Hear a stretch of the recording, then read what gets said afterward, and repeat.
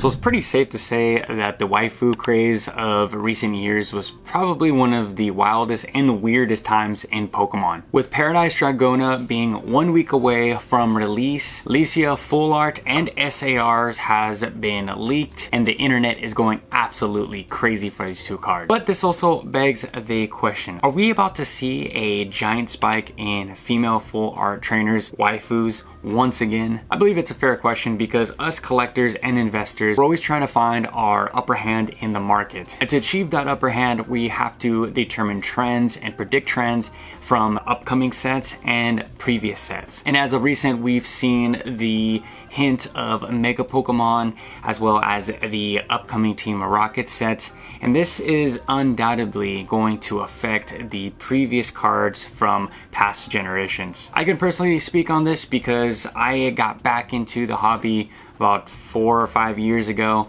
and I missed a lot of modern Pokemon. I actually missed Gen 4-ish through 7. I only got to rediscover all of these Pokemon sets from Poke YouTubers like Pokerev, unboxing some crazy expensive booster boxes that I'll never be able to afford. And then what that does to me as a collector now, and trying to catch up from all the cards that I missed, I'll go back and search all of my favorite Pokemon and see what cards are available in these past eras. And I know a lot of people are speculating that the upcoming Mega Pokemon sets and Team Rocket sets are going to affect the past. I believe they have. I haven't done too much research on them, but from PokeTubers like Nostalgianomics, he's mentioned that these cards are already going up in value. Like I said, I have yet to check on my own, but it wouldn't completely surprise me. Now, I'm not here to tell you to go scoop up all of these old female trainers or all the old Lisia cards, but what I am here to ask and to beg the question is, are we going to see another craze like this in the market? I believe that these two cards are going to do very well. These are easily going to be $100, $150 trainer cards, and definitely over that in Japanese, because we do know the value of these female full art supporters in Japanese compared to their English counterparts. It's funny because I just was ranting about how I believe that Pokemon in the SV era, Pokemon trainers in the SV era, have kind of lost their spark. They haven't really given the full love to a lot of these full art trainers that I thought that the backgrounds were kind of just plain and bland, but then we're hit with this and my mind starts to turn just a little bit more. This is definitely giving me Lily vibes, not Lily's full force, but Lily full art vibes. It's very bright, and to be fair, Lily and Lisia are definitely battling head to head when it comes to fandom and people that just obsess over these two trainers. So it's going to be very interesting of how this card performs. But will it be enough to hold Paradise Dragona to above other SV era sets? I'm just not sure. I'm just very speculative on these next two sets in Japanese. They come out next Friday, or actually this Friday. Very excited. I've been watching a few of Pokemon Japan's opening videos, and we haven't seen any giant dragons, fan favorite dragons yet,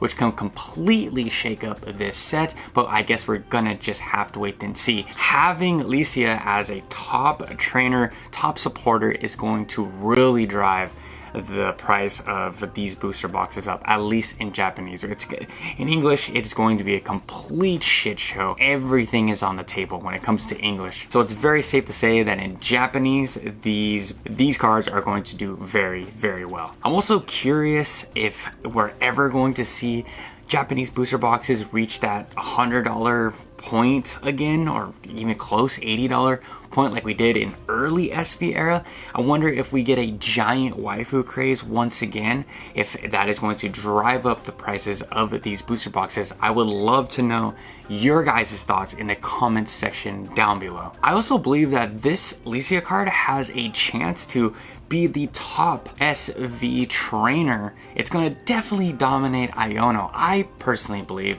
that she's way more loved than Iono. I know Iono is Gen 9, the most recent generation, but I know kids really do love her and obsess over her. I personally don't see it. I think it's just a cool trainer. I think that her full art card and her SAR was top tier, but to battle up against a trainer like Lisia, I don't know if that is going to hold. So definitely prepare yourself for another waifu tax. I hope it doesn't come. I hope that we left that in the past, but we're gonna have to wait and find out. I also do love that they gave us two variants. They gave us the full art and the SAR. A lot of people on Reddit were complaining that they're just too similar, but me as an artist, I can see the difference. I think both cards are absolutely beautiful, and I wouldn't be angry or mad if I pulled any of them. I think that these are definitely the top chase for any full art trainer collectors like myself. So I'm hoping to pull these in 2 to 4 boxes so I don't have to pay that premium of, let's say, $250 to $300 in Japanese, which I'm hoping that it doesn't get to that level. And it seems like people on Reddit again are torn of which the SAR to full art that they like better. It also seems like a lot of people are pissed that Pokemon is printing waifu cards to sell sets, which I don't think is the case. I just think that she's a popular trainer, and Altaria is also a popular Pokemon going into the set. I guess Altaria like kind of fits into the vibe of Paradise Dragona. Let me know if I'm completely wrong, but I can see why they did it. And like I said in previous videos, if I can remember what video it is, I'll link it right around here. But Pokemon always has to go back to their nostalgia card, their trump card that is going to provide them value in an era that has been, I don't think it's been struggling, but others think they do, or at least in an era that's not as popular as previous eras. But to have this trainer card in the Paradise Dragona set is an awesome move by Pokemon. I'm personally a fan. I think this is great, and I think it is good for Pokemon. So now I'm gonna turn it to you guys. Are these cards a grab? Are they a pass? Are you guys going to be chasing them?